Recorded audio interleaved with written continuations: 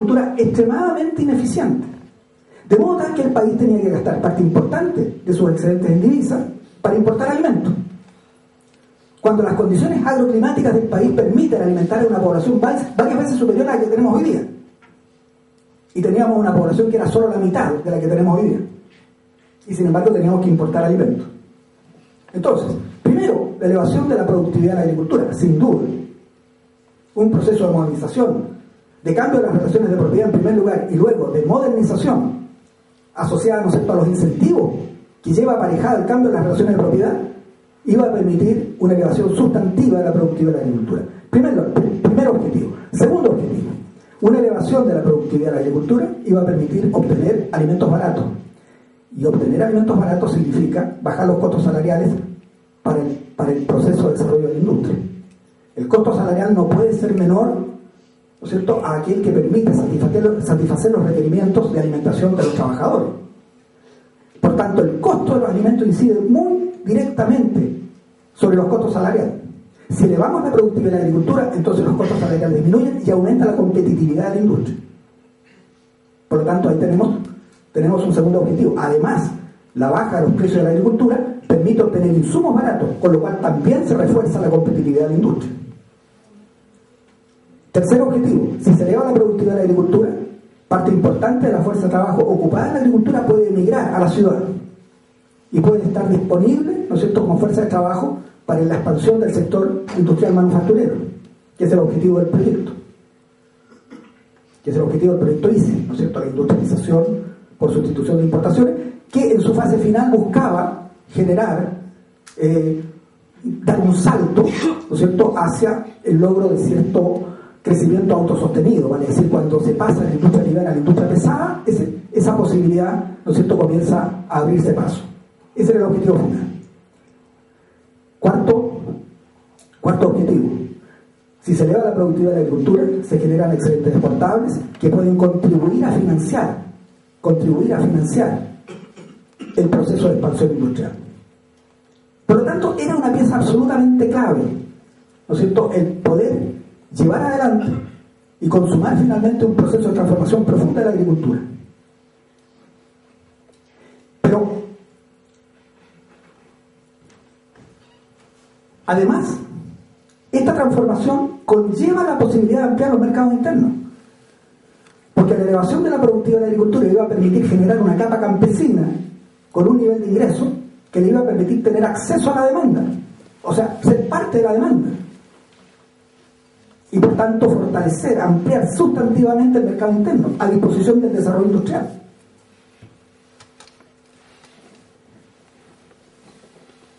Por lo tanto, la reforma agraria era una pieza clave para lograr ampliar las posibilidades de desarrollo del modelo ICE. Y un segundo aspecto a través del cual se busca, una segunda vía a través de la cual se busca ampliar los mercados a disposición de un aparato industrial que para operar con tecnologías modernas tiene que ser capaz de producir a escala, es el proceso de integración subregional andina.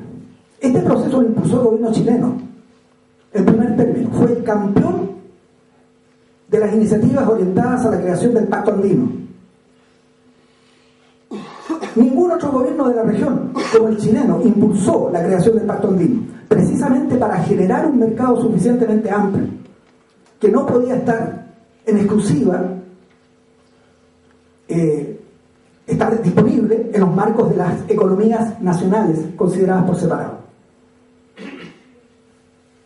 Sin embargo, como señalé antes, este proceso de reformas estructurales finalmente choca, ¿no es cierto?, con las expectativas fuertemente arraigadas en la población trabajadora de no permitir, ¿no es cierto?, que sus expectativas de consumo puedan ser significativamente cercenadas, como era también una de las piezas, ¿no es cierto?, del programa de reformas del gobierno de Frei Montalva. Hay un acontecimiento, ¿no es cierto?, que es la batalla decisiva en este punto, que es el paro nacional de noviembre del año 1967, ¿no?, en que un paro nacional de trabajadores logra impedir que finalmente se consuma el propósito del gobierno de imponer esta capitalización forzosa, lo que los trabajadores en esa época bautizaron, digamos, como los chiribonos. La idea era que una parte de los salarios de los trabajadores iba a ser capitalizada bajo la forma de bonos, ¿ya? No le iba a ser pagada a ellos directamente. Entonces estamos viviendo un modelo en plena decadencia. Como parte de esa decadencia del modelo, fíjense ustedes, parte importante de la capacidad industrial instalada estaba ociosa en Chile. El año 70, cuando gana la elección presidencial Salvador Allende, a lo menos un 25% de la capacidad instalada de la industria manufacturera, permanecía ociosa. Vale decir, la industria estaba operando por debajo de sus capacidades, ¿no? Aparte de eso, estaba altamente monopolizada, muy fuertemente concentrada, ¿no es cierto? Y por otro lado teníamos una estructura agraria anacrónica, que no había sido todavía sustancialmente transformada bajo el gobierno de Frei, que había comenzado un proceso, una transformación difícil, con confrontación política y social muy fuerte, ¿no? Pero que en los 6 años del gobierno de Frei, ¿no es cierto?, todavía dejaba en pie parte importante del latifundio. Y con una estructura de propiedad en torno a las riquezas básicas de Chile, particularmente el cobre, que constituía nuestro principal producto de exportación, en un cuadro que resultaba ser ampliamente favorable a los intereses de las compañías norteamericanas, ¿no? Entonces, en ese cuadro de crisis del modelo, que se expresa además en pobres resultados de desempeño, el país aborda la coyuntura del año 70. Y en la coyuntura del año 70 se dan básicamente dos planteamientos, lo cual da cuenta de una cierta polarización política y social, provocada por la crisis del modelo económico y por los conflictos asociados a esa crisis. Estas dos visiones programáticas consistían básicamente en, por una parte, no se planteaba exactamente en esos términos, con toda claridad, como finalmente se evidencia, ¿no?, a partir del golpe, pero consistía en definitiva en dar de algún modo por fracasado el proyecto de industrialización nacional, ¿no? La clase dominante en Chile sabía a esas alturas que en el marco del capitalismo le resultaba prácticamente imposible poner en pie una economía suficientemente competitiva, capaz de sustentarse en sus propios pies, en un mercado mundial, ¿no es cierto?, en el que ya los principales puestos estaban copados, ¿no? Habíamos llegado tarde a ese proyecto, de modo tal que parecía lo más sensato simplemente dar por clausurada esa experiencia y concentrarnos, ¿no es cierto?, lo que finalmente se hace bajo el modelo que se impone a partir del golpe, concentrarnos en aquellas actividades, ¿no es cierto?, respecto a las cuales, en el marco del mercado mundial, nosotros tenemos ventajas absolutas. Ventajas absolutas. Digo ventajas absolutas porque se suele invocar en el discurso ideológico dominante la existencia de ventajas comparativas, pero en rigor, cuando se apela, ¿no es cierto?, a esa expresión, se está pensando en ventajas absolutas. Para decir, en el modelo de Smith y no en el modelo de Ricardo. En la elección del año 70, yo en realidad parece que voy a dejar de lado esto. En la elección del año 70 hay básicamente dos opciones. Una, como digo, desechar definitivamente el modelo de desarrollo que había estado vigente en el país por 40 años, ¿no?, y lograr un alto grado de especialización en la exportación de materias primas, ¿no es cierto?, que por razones geológicas y agroclimáticas, ¿no es cierto?, eran posibles para una economía como la chilena, en el marco del mercado mundial que nosotros conocemos. Hay que tener en cuenta también que el proyecto de desarrollo industrial enfrentaba un adversario temible.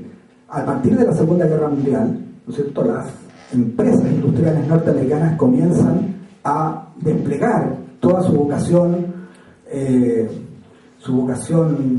¿cómo llamarla?, misionera en el mundo, ¿no? Comienzan a desplegarse por todos los continentes y a hacer presencia en todos los continentes, ¿no es cierto? Es la época en que dan el salto a las corporaciones transnacionales. Entonces, pretender colocar en pie una industria capaz de competir con ellas, ¿no es cierto?, resultaba en el marco de una economía capitalista, tarea completamente desproporcionada, ¿no? Sin base. Hay una sola excepción, pero esa excepción es particularmente extraordinaria y resulta muy interesante examinar ese caso con lupa. Esa única excepción es la del desarrollo industrial surcoreano, ¿no? Quiero decir, después de los periodos históricos en los cuales se industrializan las naciones actualmente industrializadas, las naciones ricas,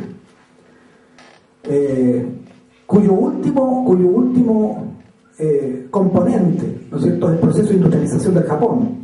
La única experiencia exitosa de industrialización relativamente autónoma, es la de Corea del Sur, pero sobre la base de condiciones particularmente excepcionales y particularmente sobre la base de un trato de la potencia hegemónica de Estados Unidos particularmente excepcional.